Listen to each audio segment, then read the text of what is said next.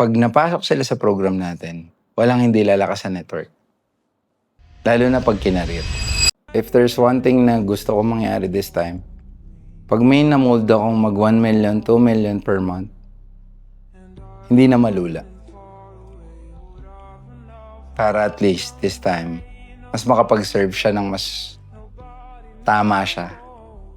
Ng mas grounded siya. Kaysa yung puro pride and ego yung umiiral. Mali talaga. Kasi sa ginagawa ko, bro, kaya. Sisimula na eh. May naluluto na.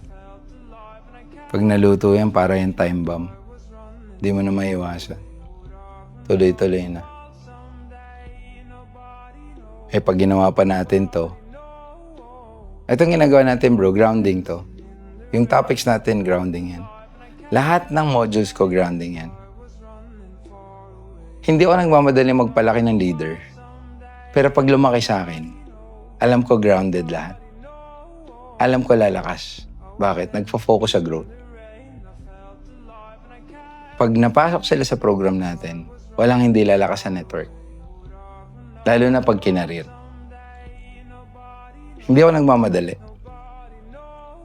Pero excited ako may maluto.